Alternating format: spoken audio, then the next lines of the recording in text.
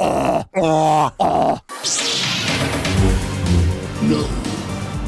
I am the father. And here we go.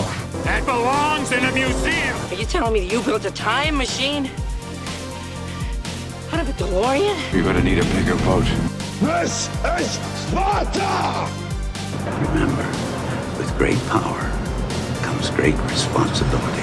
Dr. Grant, my dear Dr. Sattler, welcome to Jurassic Park.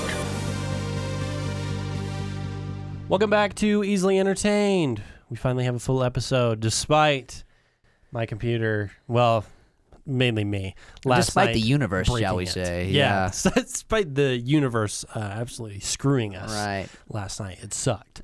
Yeah. I recorded like a half hour of like a normal episode size.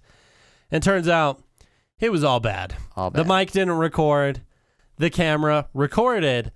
The microphone was overlapped with each other. Wild. It was such a terrible time. Yeah. I was like, no. That's like trying to speak to yourself with a delay for like a content break. Yeah. Not gonna happen. I was like, you can't understand anything. Not at all. It's so obnoxious. But anyways, We're here today. we're here.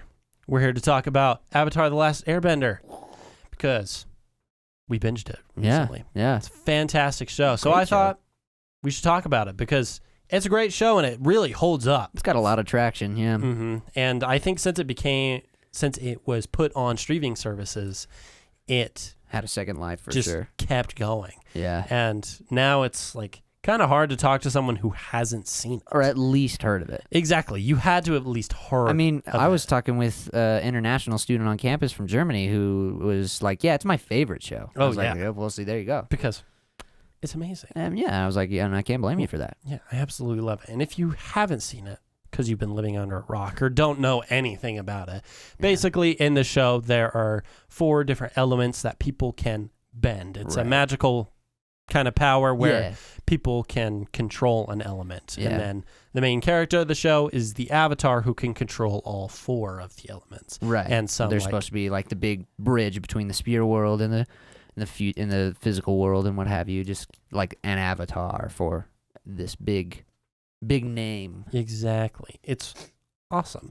And what I really like about this show and what I think kind of has been the driving force since the beginning and since then is the originality. Yeah. of it. Oh, It's- yeah. It's not based on anything.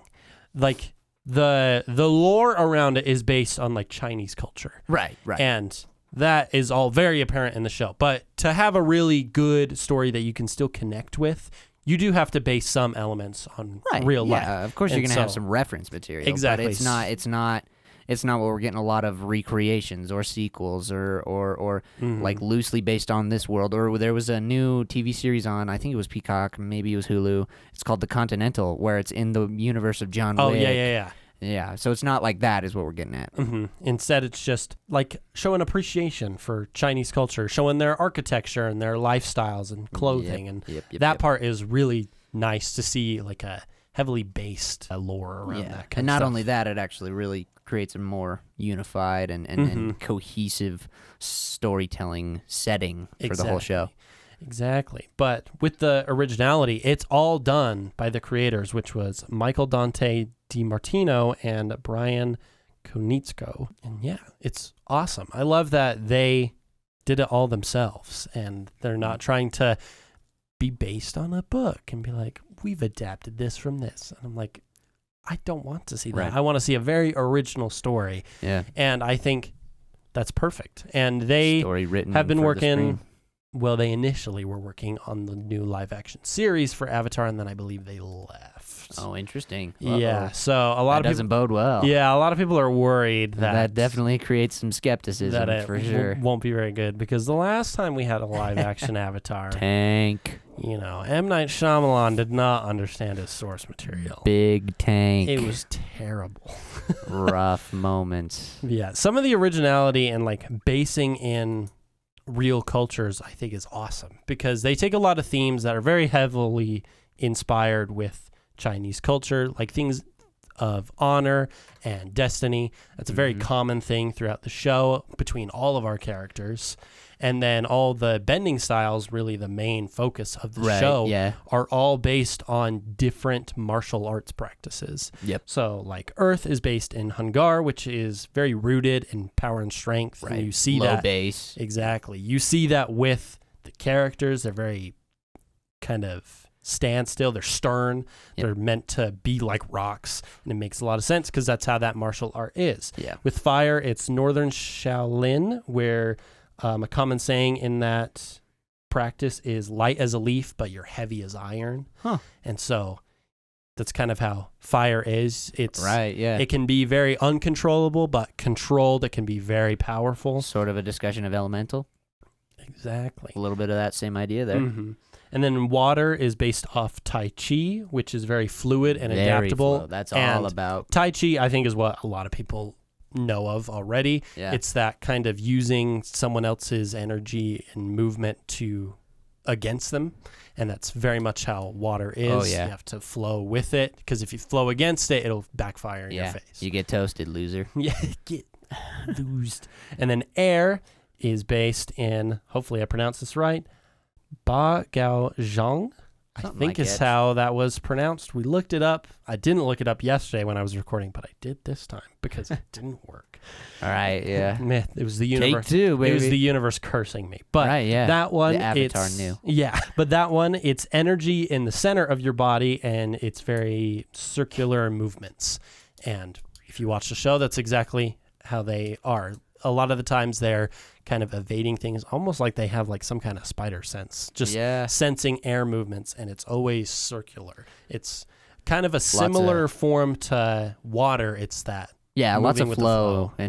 and spin moves for air. Spin move. Yeah. And Classic spin dodge. I love it. I love that there's so much originality in this show, and that. And just distinct and purposeful choices between those things. Exactly. Yeah. Like those like martial arts were specifically picked for these elements, and you can see it so well in the show, and they always blend it together fantastically. Oh, yeah. It's magnificent. Of course, we there's love some it. extrapolation, but I mean, that's the best part. And then some other parts that I really like about the show are, of course, the characters. Oh, dude. The character writing in this show is peak. It's peak phenomenal. character writing. Honestly. Because they have phenomenal. real stories and real emotions behind everything. And real twists and turns that you don't expect. Exactly. And I think especially that it's not just with the main cast. It's with the supporting characters as well. Because you have characters like Azula, who is just pure evil, but you learn later in the series why she's pure evil. Right. And it kind of makes sense. So she doesn't get much of a story arc, but you understand her you motive. get her context, yeah. Exactly. But then you have characters like the Kyoshi Warriors, where like are kind of a women's empowerment movement, but they are not in your face women's empowerment. Nope. They're not just thrown in there to be in there. They have a purpose in the story. Yep. And I love that. And then of course you have Uncle Iroh, which is best character. Dude. He just always wants what's best for Zuko, who's like the main villain throughout the first half of the series. Yeah. And he just wants character arc right there. Zuko and Iroh's character arc is just the best. Which I definitely have listed down, because Zuko is probably the best example when it comes to real stories with these characters. Yeah. Because Zuko does a complete 180 in the middle of the show. Right. And it doesn't seem like he just does the 180. Exactly. It's so full of intention, because if you've seen the show, Zuko is, for the most part, he's trying to restore his honor. Yeah. He was banished from the Fire Nation because he was kind of standing up for his people. And so to return his honor and be welcomed back into the nation. AKA prove himself to his dad. Exactly. He has to catch the Avatar. Yeah. And so for most of the seasons, that's what he's trying to do. But then he has some moments where he helps the team and saves the Avatar. And so he has a lot of moments of internal conflict. Yeah. And some serious, and the animating on his face and just all those Exactly. little things that He has- just build up. Mhm. He has dude. such inner turmoil because from the beginning, he's so full of hatred. And not necessarily because he hates the Avatar. He hates himself. Right, He hates that his honor is gone and he doesn't know how to get it back. right. And throughout the show, having to like set that hatred aside and use it for the good of other people, that gives him huge conflict because now his motive is completely changed. And it's even shown in the series that he just gets sick. Yep. He feels ill and he doesn't know what to do with himself. And he has to come to terms with his destiny. And I think it's a beautiful, beautiful story because he's really at such a low point. And there's even times where he just cries out, where he's like, strike me down. I Yeah. don't know what you want from me. Right, And- because he's been raised by the real, like the whole overarching evil, his dad, Mhm. throughout the whole thing. That's who he's been raised by, just the worst dude, really to the whole show. And so he doesn't know any better, and that's why he's like, I don't know what I need to do. I don't Exactly. know. Which And is then why- having his uncle, Uncle Iroh. I was dude. going to say, which is why Iroh's perfect because It's a gorgeous character because he's been there. He's been there and he's done that. So Uncle Iroh is his dad's brother, and so he's lived a very similar life. Just instead of being raised by, he was raised with the evil, right? And so for Iroh, he definitely had a very similar experience. But I love that they distinguished the two. Where Iroh's, he had a 180 too, and we mostly that is where we're hearing about. There's very little that we're shown about that or told about that. It's mostly like just subtle little details that they drop about Iroh's past. And so having Iroh being there for Zuko and just not giving up on him the whole time, of course, and just if you don't love Iroh by the end of it, you have got some serious issues. It's true because Iroh's like the perfect guy. He's Yeah. amazing. Because All he although wants he to do is drink tea. exactly, and although he supports his nephew's decisions, he gives him advice and is like, you kind of just got to do your own thing, dude. Right. Who cares what your dad wants? It's what you want that really matters. Yeah. And that's a theme And- that I yeah. think encapsulate the series overall. Yeah, and even if Because- your dad isn't the worst thing, that's still a good thing for It's yeah, for real. you. Because ultimately your life, right? Mhm. So Yeah, that's the thing I really like about this series is that a big overarching theme is that it matures with its audience. oh, dude, yeah, big time, Like, big time. just the difference between the first episode and the last is so vastly different. Such a stark contrast 'Cause for sure. The first season, especially, is very much for children. Yeah, It's episodic. Every episode is very standalone. It kind of plays into the overarching story, Right. but it's not it's mostly a context builder for that. exactly. It's Otherwise, kind of it's just goofs and gaffs and Exactly. funny little adventures. So, almost similar to Gravity Falls, really, Mhm. where you're getting the context mostly by subtle absorption, where they drop this and that, whether you see it or not, your brain definitely saw it, and then you're like, and later in the season, something catches that seed that they planted earlier. So yeah, it's definitely got that distinguishing factor of that first season. It seems goof and gaffy, and it definitely is. Don't get me Yeah. wrong. Laughs all around. Fantastic. But then, later you're like, oh my gosh, it's been there the whole time. Yeah, and they use the animation especially that Oh, way yeah. because the first season is very bright. I think is how I would describe it. Everything seems very light. Everything has a lot of light to it. Yeah. There there's is brighter not colors. there's not a lot of shadow. It doesn't seem like there's an ending darkness to everything. Like you get it at the very end of the season when they're in the Northern Water Tribe and they kill the moon spirit. Right, because that's a dark moment. Yeah, and so that goes really bad. The palettes And get dark. And so that makes sense. My girlfriend turned into the moon. That's rough, buddy. Yeah. A classic. Classic. It's wonderful. But as you go throughout the later seasons, all of that starts evolving. You start getting a lot more storylines that go across several episodes. They have a much more primary objective in the seasons. Right. And so Each episode builds on the last. exactly. So you start to tackle more heavy themes that cover Right, because they have the time longer to arcs. they have the time to do that. Exactly, because it wasn't just, oh, let's do this one story for 20 minutes. Like, no, let's do it over 4 episodes and have a very big story around it. Right. And that lets them tackle very heavy issues, which for a children's show, I actually think is really good. Oh, yeah. Because since this show is maturing with its audience, the audience is getting older. And so they're understanding things more. And maybe they're coming to terms with something they're experiencing or something they're seeing in the world.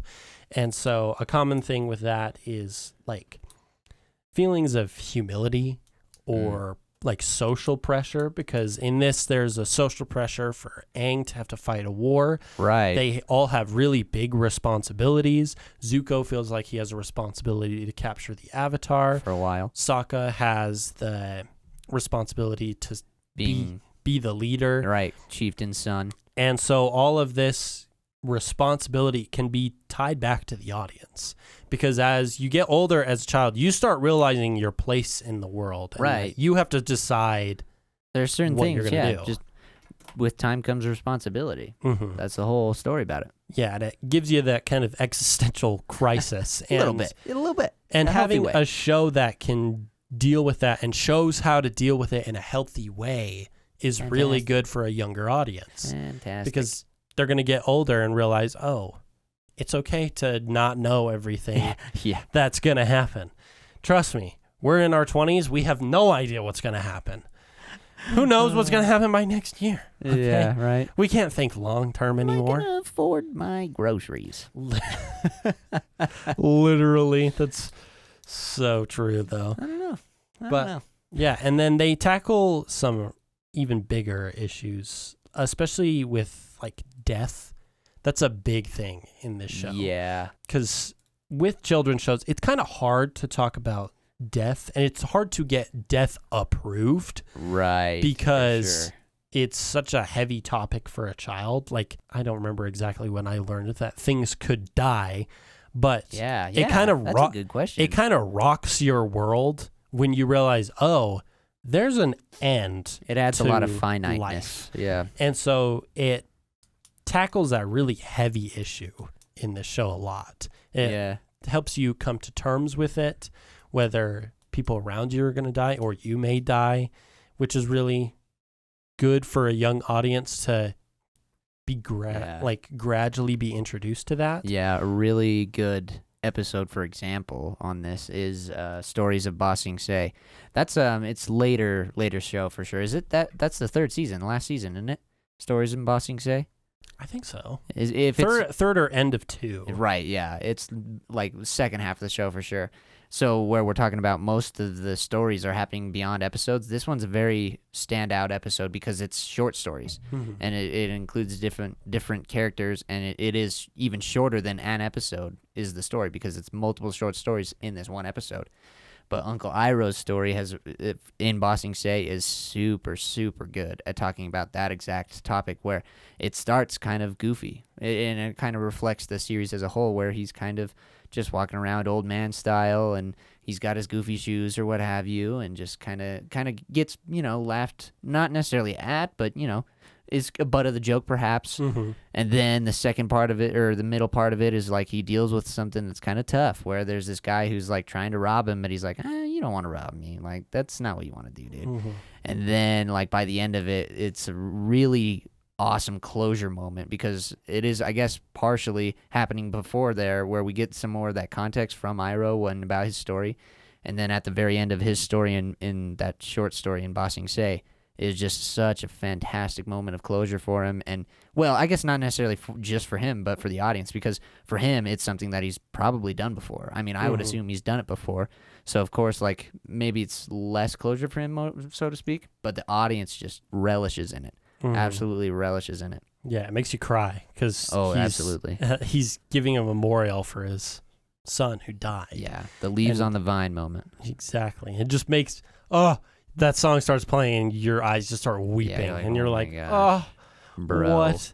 And it's that kind of death theme that really is important for a younger audience to Gives know. a lot of meat to especially the story. like if you have old grandparents or dude. things like that, or sometimes accidents happen. Yeah. It's important to know how to properly process grief and understanding that it's okay to be sad and to talk about it. Yeah. And speaking of like talking about a lot of things, kind of on a similar note to death, I was watching another essay on this, and they described when Zuko has his turmoil moment, he has this kind of sense, like, so when Azula like kind of turns against him, Right. Iroh shows him a move to protect himself from lightning, to redirect it so that it doesn't hurt him. And Zuko has been very hot-headed throughout this entire show. So he was like, yeah, shoot lightning at me. I'm ready to try it. And I was like, no, this Not is gonna happen. This is a last-ditch effort. Don't try to do this.